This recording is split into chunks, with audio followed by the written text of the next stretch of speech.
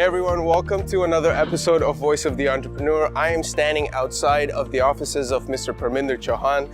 He is an incredibly successful entrepreneur who has built a business from the ground up. He's the managing director of a financial company that he built from scratch. He's a really interesting man. He's got a great story. Started working as a factory worker and then moved up in several different businesses until he settled in this industry. And he's doing some great work with 300 people working underneath it. Just an incredibly successful man who's really passionate about what he's doing, works a lot with the community as well, and is very deeply involved with the benefit of the people that he works with. So I am super excited about this interview, and I got some great questions to ask him. Let's go check out what he has to say.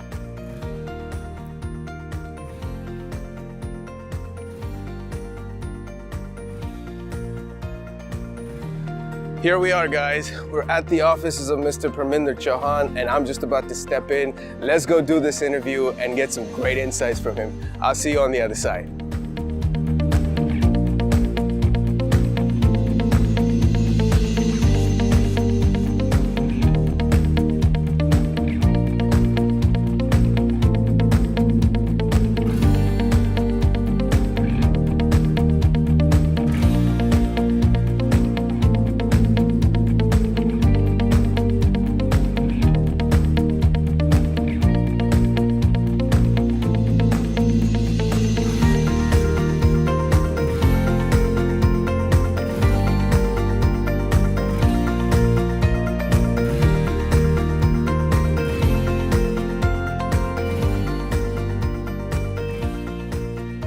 Welcome, Mr. Chohan. Welcome to my show. Thank you so much for taking the time to sit down here with me and have this conversation.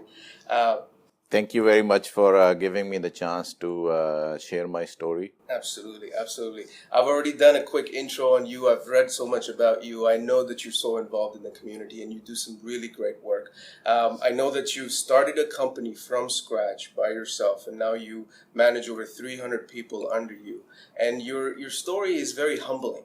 You come from a place where things weren't very easy from you. You came from struggles and now you're here. So give us an idea of what it was like to come from a place you're coming and now sitting in this beautiful office that we're in. How does it feel like, Mr. Chohan? I always had a vision where I wanted to go, but it takes time.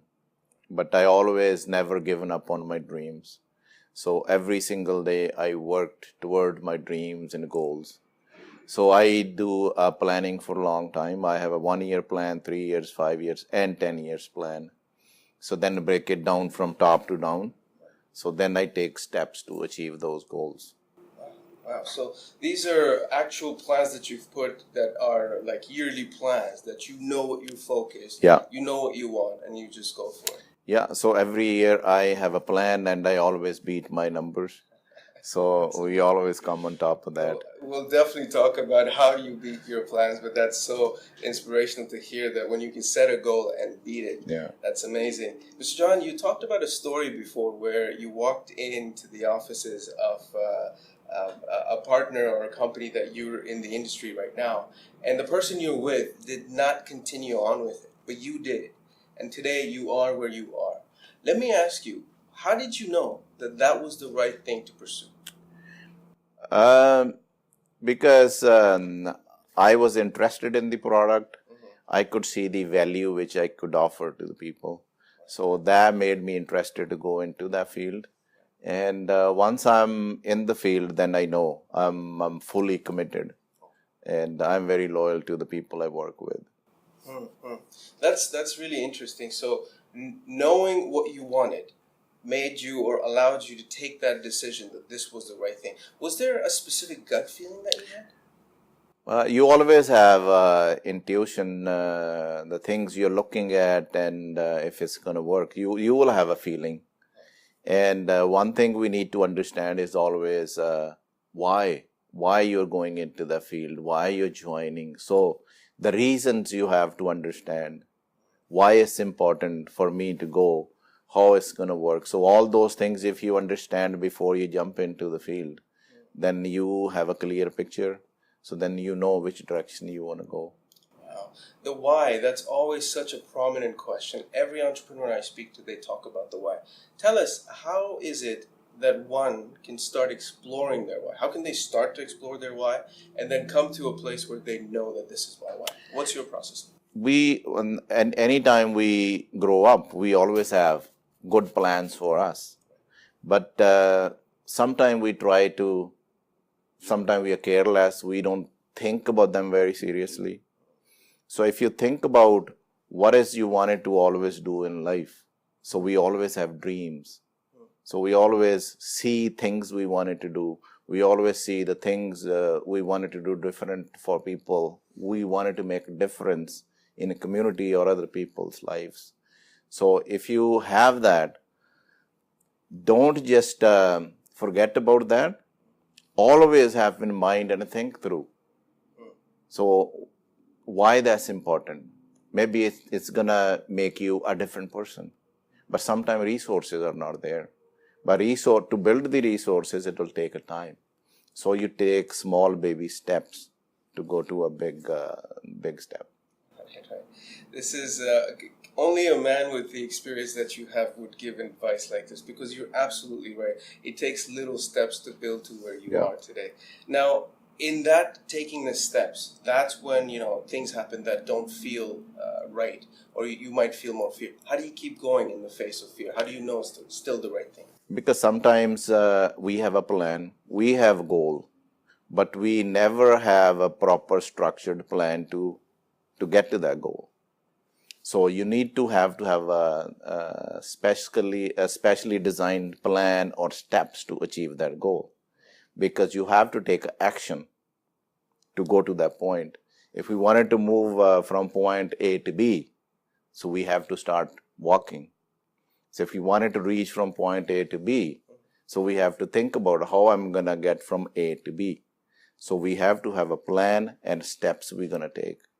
Most of the time we have a huge plans, but we don't have a structure so which we're going to follow to go to next level. If you are focused and you're committed to your dreams, there's nothing impossible in this world.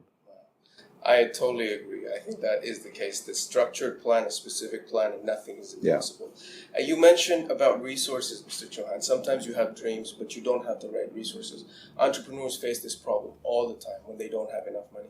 Let me ask you some specific about when you started your business and you wanted to have the resources. What are ways that entrepreneurs today can go out there and raise money for their business? How can they accumulate resources?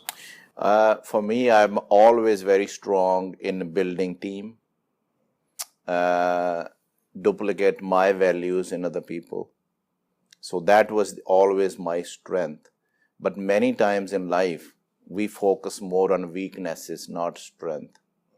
So when I even work with people, train people, I show them, this is your strength. Why not push the strength? Why focus on weakness? So strength, you can develop connections, money is not everything. It's a relationship with people.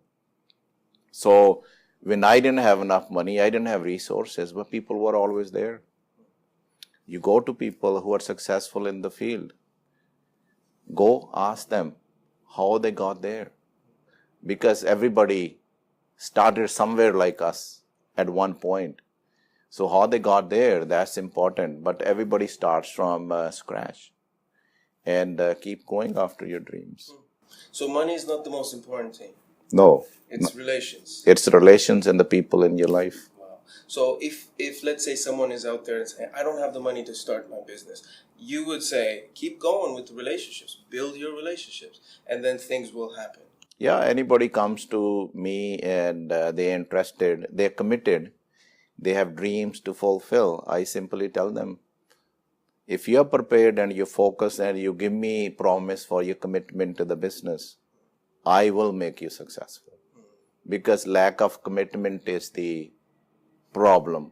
So if people are committed and they're focused towards your dreams, everything is possible. Because I have done it. So I'm a prime example in front of them. I have done it. They can do the same thing. When I came to Canada, I hardly spoke any English. So now I teach people in English. I have written books in English. Wow. So commitment is the key then? Yeah. So in your words, what does commitment look like? Like, how do you define commitment? As young people, sometimes commitment is not an easy thing. You know, there's so many things out there, and we want to try everything. How do you, or what advice would you say that someone needs to look at to commit to something? It's like allocating time to different things in life. So you set your priorities. So first thing first, if 2 hours work with the commitment is going to change your entire life, you should pay more attention to that.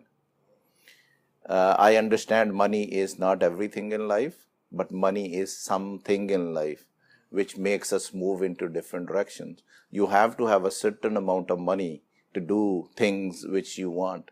Even if you wanted to help a good cause, people in need, you still need their money and try to help them. So that's very, very important. Right, right.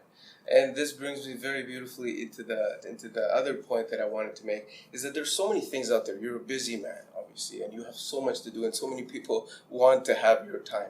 How do you prioritize, Mr. Chohan, your time, which is very valuable, to know that if I prioritize this, I will maximize my chance of success in whatever that you pursue? So what I do is before I go to bed every night, I have my plan ready for next day. Why that is important? Anything we plan at night, it goes into our subconscious mind. So by the time you wake up in the morning, all your plan is set already because your system is already working even you're sleeping. So then I see where I need to focus more. I don't want to waste my time. If somebody needs my help, I wanted to make sure I'm there for them. So that is very important for me. And that's how I plan. So you plan your day before the start of the day, so day before, and then you follow through with that plan. But then again, we live in a world of distractions. We have so many distractions, from cell phones to people to all kinds of distractions. How do you eliminate distractions? That's why focus is important. So if you focus towards a thing, what you wanted to achieve and what you wanted to do, nobody can distract you. So that's why you need to stick to the plan, what you have prepared for yourself, if you wanted to achieve great things in life. I want to relate that with myself as well, and I know others will relate it too, because I am someone who wants to do a lot of different things, and I've found success in different things. But one thing I've realized is that when my focus diverts, the chances of success reduces. For sure. How now, as if you were giving this advice to me, what would you say to someone like me that has 4 or 5 things going at the same time? You cannot win 5 races at the same time. If you running if you're running say 100 meter, and you can run a relay at the same time, but you cannot run and play the soccer on the other side at the same time. So that's why focused approach is very important. You need to be focused on 1 or 2 things. You cannot run into 5 different directions and achieve the same success, because your level of commitment and focus is not there. Because then you're distracted and you're trying to run into all different directions. So then it makes hard for the person to achieve things they wanted to do. I agree. I think select the things you like the most. What are you passionate about? Just go after that. Not try to be master of all trades. Right. But what if you're passionate about more than a few things? Then what happens? Then you need to prioritize. Yes. Right. So what you will do first, which will take care of the second. Yes. Like sometimes money is important. So if I wanted to donate or I wanted to do some community things, community events and give back to the community, money has to be there. So first I need to have a system in place which is going to give me funds to help other people. Right. So that's how you prioritize. My priority is to have a system in place which gives me the revenue. Then I use that revenue to help other people. Wow. This is kind of opening my eye a little bit, Mr. Chohan, because there's this sense out there that if you want to be an entrepreneur and pursue your business, quit everything and then get into what you're really trying to do, which goes to what you were saying about focus. But then you also mentioned that you have to have that structure where you're getting the need met first, and then you build something to do that. So does that mean that people should have their full-time jobs and then work on a business on the side? Yeah, so it's always transition time. You cannot, if somebody comes and joins my office, I don't tell them, oh, go quit your other job. This field may not work for them, but you have to give them a chance. So I let them keep the other job, start them as a part-time, see how they feel about the business. If they like it, then they will start spending more time. If they see success, if I can show them what different things they can do through this business, they'll be more focused. Their focus will change from other full-time job to this business, and slowly they become full-time on this side, and then they can quit the other job. Wow. So that means that, but you would have to have that certain level of commitment to make your part-time work successful enough that it can supplement the income of your full-time job. And that's the tough part, is how do you balance that? In my business, you don't have to totally work 8 hours. So when you're starting as a part-time, I only ask people to work 2 to 3 hours every single day. But 3 hours means working for 3 hours. It's not like because if you go to the other job and work for 8 hours, that's how you get paid. You cannot work for less hours and expect different results and make more money. Right. That's wonderful. I think it gives me encouragement to know this, because so many entrepreneurs, they are worried. They are thinking, I am not focused 100% on my business and it's going to fail. But I think there's absolute value in doing something that is going to make sure that you have that safety net, and then going to do what you really like. Sometimes you have to give chance to let people open up to new opportunities. Because if somebody is working, say, in the same field for last 10 years, it's not easy to come out of comfort zone, because they are doing the same thing again and again. They are very comfortable in that zone. So when I come in, I help them to come out of their comfort zone, start doing new things. If you're doing the same thing, you cannot expect the different results. So if you want different results in life, you have to start doing things differently. So that's how I make them understand. And then we take steps together. So when they come in, they are not there alone. I am with them. So I will encourage each step of the way to do things differently. It's very uncomfortable in the beginning. But slowly they become comfortable and start doing things differently. I've seen people in my office doing some amazing things, which they never imagined before joining this office. That's amazing. That's wonderful. It's great. Isn't it amazing that when you believe in someone, that they do such great things? Yeah. Yeah. So sometimes they don't realize their own potential. But when I sit with them and talk to them, and I ask questions, why these things are important, sometimes I understand their potential better than them. So I push them up to a certain point, so then they can realize they can actually go and achieve to that level. So they can see that success to that level. So it is possible for them to do it. So once they realize, next time they do it again. What questions would you say to somebody, some young person who has a mentor that they're with? What questions would you say that they should ask their mentors to get the best of what they need?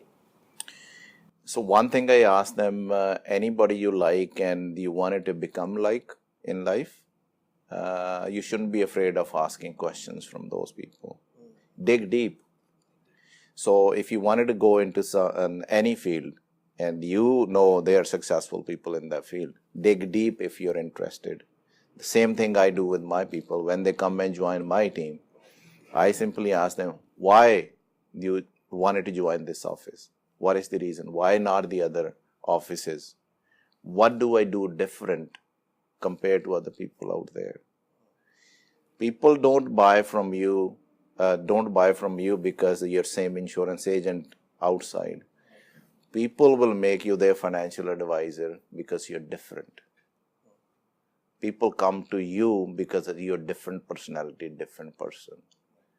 So one thing you need to remember in life, you have to be a good person first. Good human being has to be there to do other things. Everything else comes after.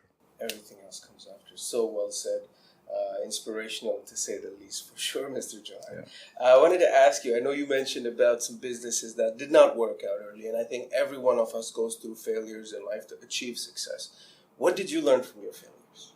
I had a huge problem with collecting money when I was in a plumbing business. The other business, network marketing, when that company went under, it was not in my control.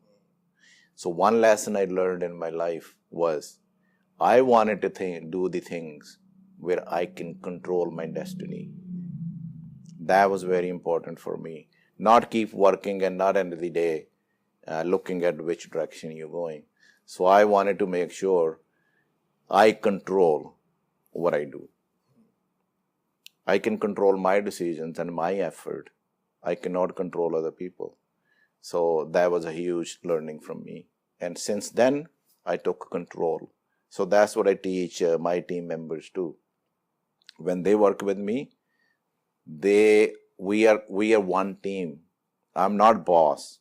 We are friends. We are family. We are same at the same level. When they come into the business, they are developing their own business. That's what you need to understand. They are not building for somebody else. It's their own thing. You'll be very proud of tomorrow, Right.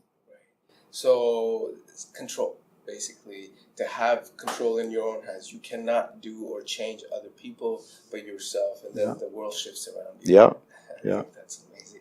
An interesting question I wanted to ask you, Mr. Chohan, probably my last one to you.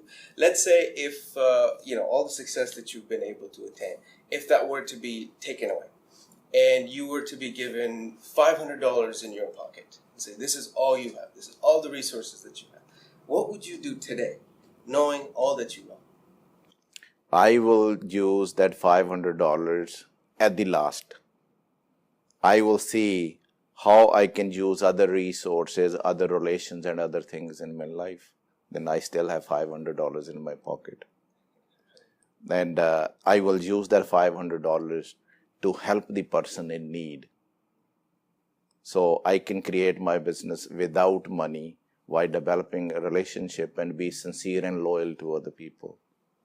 So business is not about money. Business is taking care of other people, standing beside other people when they need you. So that's what people always remember. People are going to be there for you whenever you need them. Money is not. Money comes and goes. Very well said, Mr. Chohan. I think just talking and hearing about that inspires me to not look at money the same way and look at relationships a little more deeply. Yeah. Thank you so much, Mr. Chohan, for coming. Thank you very much for taking the time to come and sit with me and let me share my story with you. Yeah, absolutely. And thank you for welcoming us in your beautiful office. It was just a great conversation. Thank you.